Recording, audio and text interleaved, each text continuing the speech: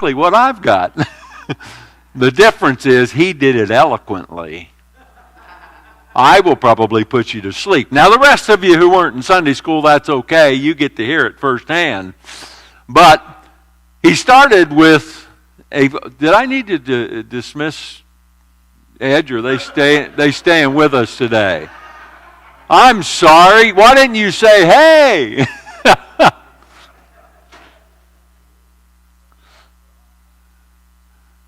Dalen gets to go with them, huh?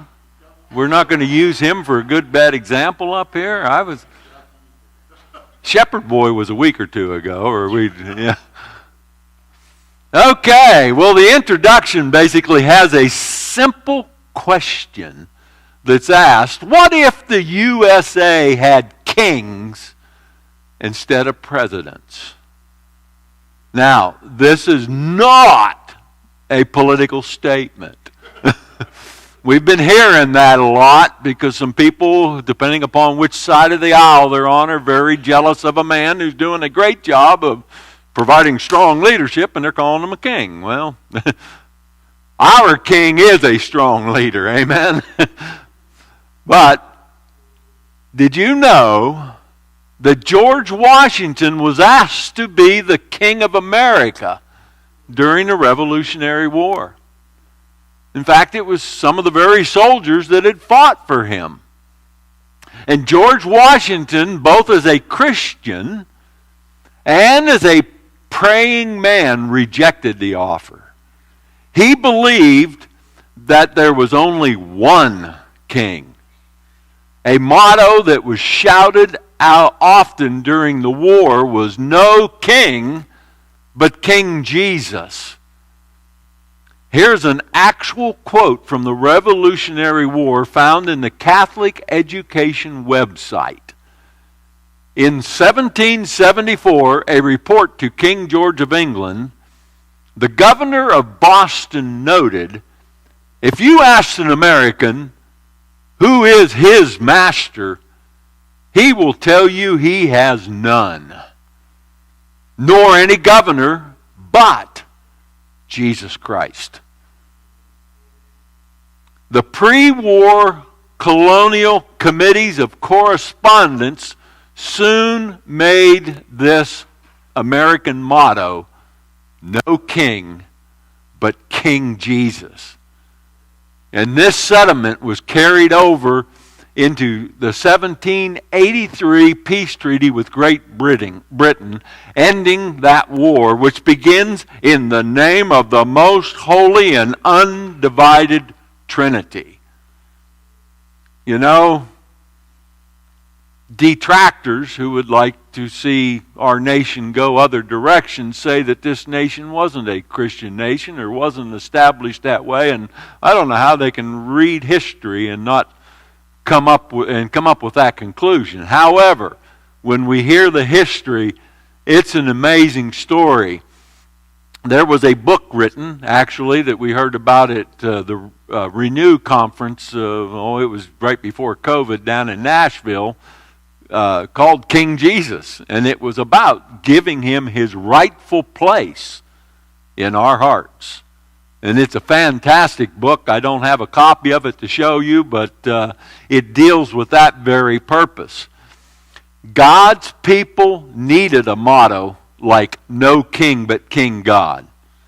As we see what was happening in last week when we talked about the division of the kingdoms and the way that they were going so many different directions, serving anything but God, we saw the nation of Israel decline very fast.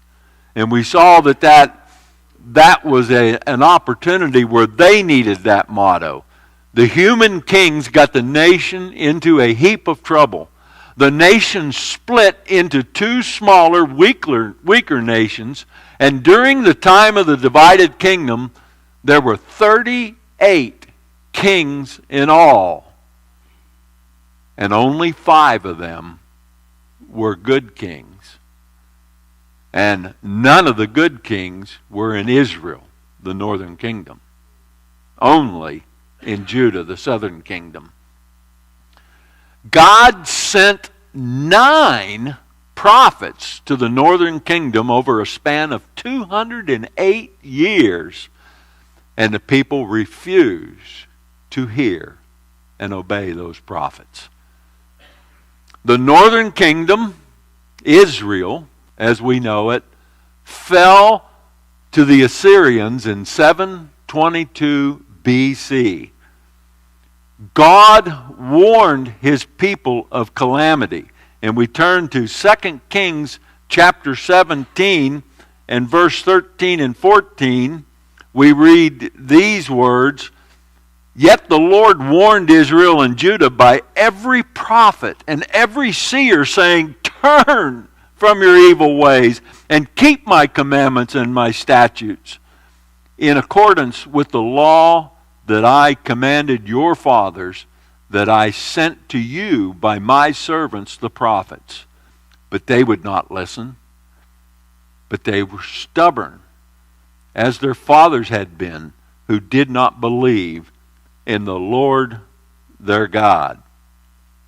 And he had warned them of this, and thus they were in great trouble. And they were fighting off every kind of enemy because God wasn't protecting them. God had some simple rules. You followed his rules, did what he asked, and man, you couldn't be defeated. You know, we have that promise too. I mean, that's not the point of my sermon, but we'll get there. But, you know, if we're obedient to God, our lives are a whole lot different story. Now, that doesn't mean everything's perfect, and it doesn't mean we'll not have struggles, but we have him on our side. Well, we have this king that come along.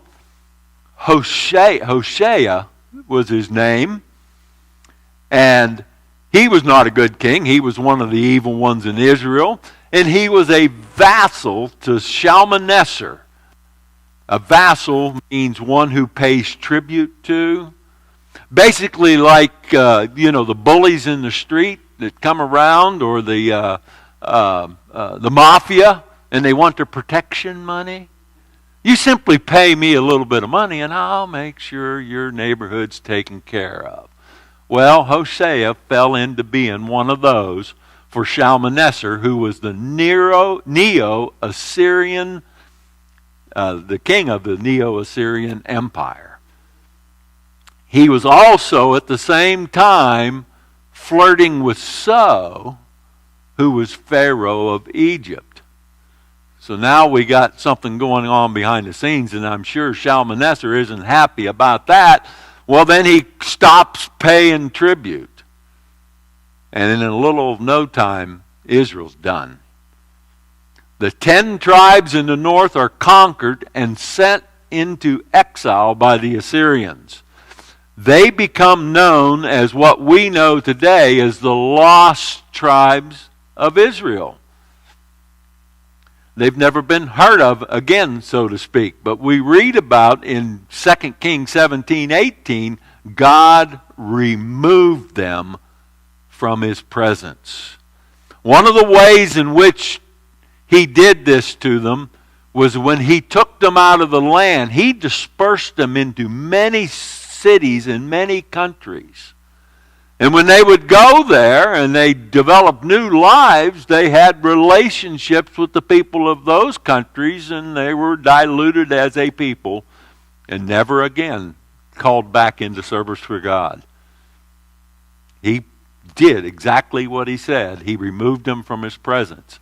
At the same time, in the area of what we knew as Samaria, Shalmaneser would have brought in people from other countries he was defeating and settling them there, and they become interbreeding with the Samaritans, and that's where we get the name of the Samaritans. They're never again what they once were.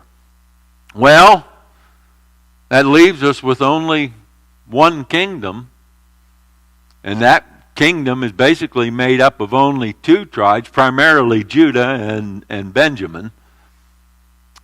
But we read that the southern kingdom, Judah, was ruled by both good and evil kings.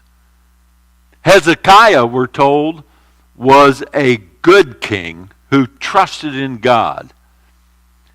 by putting his trust in God, he defied the Syrian king who conquered all of the northern kingdom.